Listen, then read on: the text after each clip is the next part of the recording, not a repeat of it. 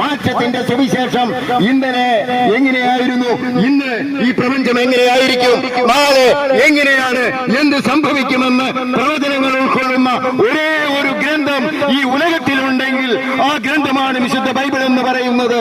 അതുകൊണ്ട് തന്നെ അതിന്റെ ആധികാരികത എത്രയോ വലുതാണ്. അതിനെക്കുറിച്ച് സംസാരിച്ചാൽ ഒരു ദിവസം മതിയാകുകയില്ല പ്രിയരെ. അതുകൊണ്ട് ഞങ്ങൾ ഇവിടെ അവസാനിപ്പിക്കുമ്പോൾ ഈ മഹത്തായ ഗ്രന്ഥം ലോകത്തിലുള്ള മുഴുവൻ മനുഷ്യർക്കും വേണ്ടി പിതാവായ ദൈവം തന്റെ മക്കൾക്ക് വേണ്ടി ഉണ്ടാക്കപ്പെട്ടിട്ടുള്ള ഈ ഭരണഘടന നിങ്ങൾ വായിക്കണം.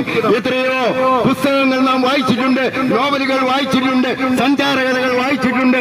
എന്നാൽ ഇതൊരു ദേശത്തിന്റെ കഥയല്ല കേട്ടോ, ഇത് ഈ പ്രപഞ്ചത്തിന്റെ മുഴുവൻ കഥയാണ്.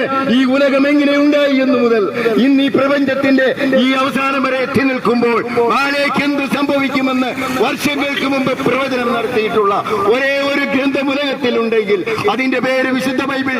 ലോകത്തിലെ തിരുവെഴുത്തുകളെന്ന് അറിയപ്പെടുന്ന ഒരേ ഒരു ഗ്രന്ഥമുണ്ടെങ്കിൽ അത് വിശുദ്ധ ബൈബിൾ.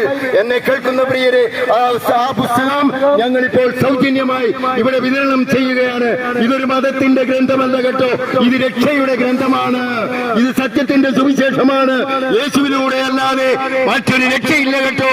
ആകാശത്തിന് കീഴെ ഭൂമിയിൽ മനുഷ്യരുടെ രക്ഷയ്ക്കായി മറ്റൊരു നാമവും നൽകപ്പെട്ടിട്ടില്ല. യേശുവിന്റെ നാമമല്ലാതെ, യേശുവിന്റെ നാമം വിളിച്ച് നിങ്ങൾ അപേക്ഷിച്ചാൽ സൗജന്യമായ നിത്യരക്ഷയാണ് നിങ്ങൾക്ക് സൗജന്യമായി പ്രദാനം ചെയ്യുന്നത്. ഈ ലോകത്തിലെ രക്ഷ മാത്രമല്ല, ഈ ലോകത്തിലെ നിരാശപ്പെട്ട് സമാധാനം നഷ്ടപ്പെട്ട് സന്തോഷം നഷ്ടപ്പെട്ട് ഒറ്റപ്പെട്ട് കഴിയുന്ന എന്നെ കേൾക്കുന്ന പ്രിയപ്പെട്ടവരുണ്ടെങ്കിൽ, മദ്യവും മയക്കുമരുന്നുകളും ഉപയോഗിച്ച് തകർന്ന ജീവിതങ്ങളുണ്ടെങ്കിൽ, ആത്മഹത്യ മാത്രമേ എനിക്കിനി മാർഗമുള്ളൂ എന്ന് ചിന്തിച്ച് നിരാശയിലകപ്പെട്ട് തകർന്നുകൊണ്ടിരിക്കുന്ന ജീവിതങ്ങളിലേക്ക് പുതുവെളിച്ചമായി, പുതിയ ശക്തിയായി, പുതിയ പ്രത്യാശയായി, പുതിയ സ്വപ്നങ്ങൾ നെയ്തെടുത്തുകൊണ്ട് അവനെ മുന്നോട്ട് നയിക്കുന്ന ഏക ഗ്രന്ഥം ഞാൻ പ്രസംഗിക്കുന്ന, ഞങ്ങൾ പ്രഘോഷിക്കുന്ന, ഞങ്ങൾ വിശ്വസിക്കുന്ന കർത്താവായ യേശുവിന്റെ നിസ്തുല്യമായ സുവിശേഷം. ഈ സുവിശേഷം വായിച്ച് നിങ്ങൾ പ്രചോദനം ഉൾക്കൊണ്ട് ഒരു പുതിയ സൃഷ്ടിയാകാൻ നിങ്ങളെ ഏവരെയും ഞങ്ങൾ ക്ഷണിച്ചുകൊണ്ട് ഞങ്ങളുടെ വാക്കുകൾ അവസാനിപ്പിക്കുന്നു.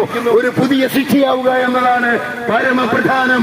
എന്നെ കേൾക്കുന്ന പ്രിയരെ, 2019 മുതൽ 2022 വരെ കോവിഡ് എന്ന മഹാമാരി ഈ ലോകത്തെ കീഴടക്കിയപ്പോൾ, ലക്ഷക്കണക്കിനായ സെലിബ്രിറ്റികളെ ഈ ലോകത്തിൽ നിന്ന് തുടച്ചു മാറ്റിയപ്പോൾ, എന്നെയും നിങ്ങളെയും ഈ ഭൂമിയിൽ നിർത്തിയിരിക്കുന്നത് ദൈവത്തിന് നമ്മെ കുറിച്ചൊരു പദ്ധതിയുണ്ട് പ്രിയരെ.